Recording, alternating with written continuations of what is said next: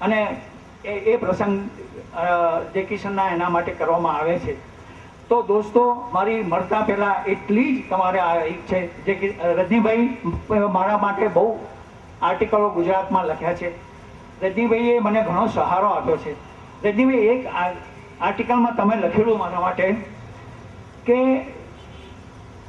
મનોહર મહાજન કરીને જે મહાન એનાઉન્સર હતા સિલોનના, એ એનાઉન્સરે સંગીત એટલું બધું આગળ વધાર્યું.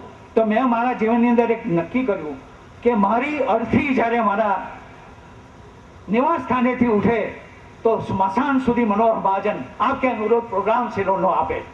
પણ એક ભૂલ થઈ ગઈ રજનીભાઈ મારી કહેવામાં કે મરતા પહેલા મને એમ ન્યૂઝ મળે કે વાંસદાનું નામ જયકિશન નગર થયું છે. તો એ મારા માટે બહુ મોટામાં મોટું કામ હશે. તો મારું એ નમ્ર વિનંતી છે કે જતે દિવસે વાંસદાનું નામ જયકિશન નગર થાય અને એ રીતે આખા દેશની અંદર તમારે તીર્થ સ્થાન બની રહે. બોલેલા છે. હજુ એક બે નવા પ્રસંગો આપને એના વિશેના અને એ વિશેના મારા અનુભવ કરવા માટે હું ઊભો થયો છું. જયકિશનજી ફક્ત ગીતોના સંગીતકાર નહોતા, પણ આનંદજીભાઈ પણ એ વિશે વાત કરશે કે હિન્દી ફિલ્મ જગતના પાર્શ્વ ગાયન એટલે કે બેકગ્રાઉન્ડ સંગીતના એ સમ્રાટ હતા. એના જેટલો મોટો બેકગ્રાઉન્ડ સંગીતકાર આજ સુધીમાં થયો નથી. જયકિશનજી એક ફક્ત એવા સંગીતકાર હતા કે જેઓએ બેકગ્રાઉન્ડ સંગીત ફક્ત ફિલ્મની સ્ક્રિપ્ટ, એનો સીન જોઈને કોઈ પણ જાતની સ્ટોપવોચ કે ઘડિયાળ લીધા વગર 10 મિનિટમાં એનું બેકગ્રાઉન્ડ મ્યુઝિક એ સીનનું તૈયાર કર્યું હોય એવો એક જ સંગીતકાર હતો, અને એ હતા જયકિશનજી. બીજો એક દાખલો આપું છું આપને. ફિલ્મ હરિયાલી ઓર રાસ્તાનું નિર્માણ ચાલુ હતું. વિજય ભટ્ટ એમના નિર્માતા હતા, અને એમણે આવીને શંકર જયકિશનને કહ્યું કે ભાઈ આ ફિલ્મનું તમે ટાઇટલ ગીત તૈયાર કરી રાખજો. જયકિશનજીએ કીધું બરોબર છે, તમે પરમ દિવસે આવજો એટલે હું તમને 2-3 ધૂન બતાવી દઈશ, એટલે એ પ્રમાણે આપણે સંગીત તૈયાર કરી લેશું. 2 દિવસ પછી જ્યારે વિજય ભટ્ટ આવ્યા ત્યારે કોઈ કારણસર જયકિશનજી આવ્યા નહોતા. તો શંકરજીને વાત કરી કે ભાઈ અમારું પરમ દિવસ તો શૂટિંગ શરૂ થઈ જવાનું છે, ને જો આ ગીત તૈયાર નહીં હોય તો શું કરશું અમે?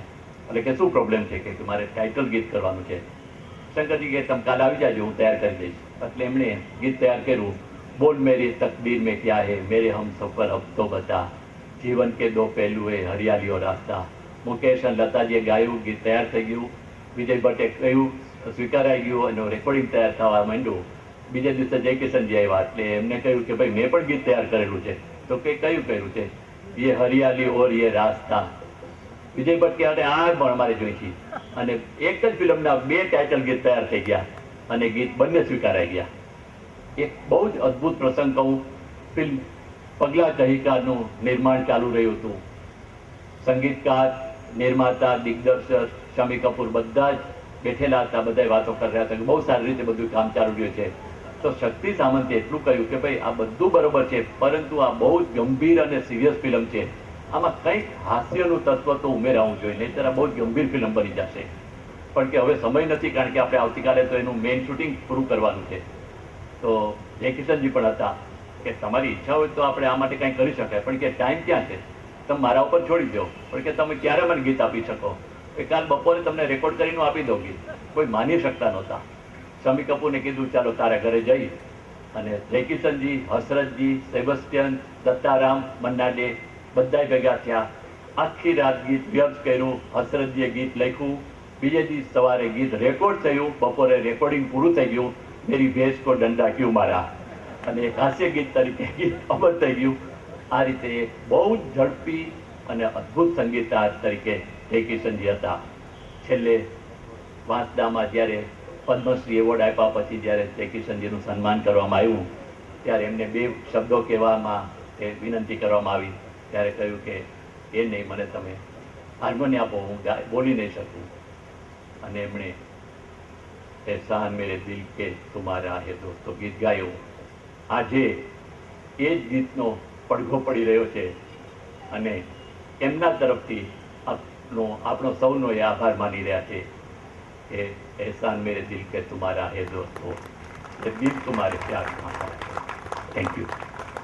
સંગદોષાદ અધ્યાત્મ નિત્યા વિનિવૃત્ત કામા દ્વંદ્વૈર્વિમુક્તા સુખ દુઃખ સંગ્નિર્ગચ્છન્ત્ય મૂઢાં પદમવ્યયમ તત. પરમ પૂજ્ય પ્રાતસ્મરણીય સ્વામીજી, માનનીય અનાયાસે મારા બની ગયેલા મિત્ર એવા આનંદજીભાઈ, સ્ટેજ ઉપર સૌ વિશિષ્ટ મહાનુભાવો, સૌ આમંત્રિત મહેમાનો અને પ્રોગ્રામમાં પધારેલા સૌ મહેમાનો, મિત્રો, અમે સ્વામીજીની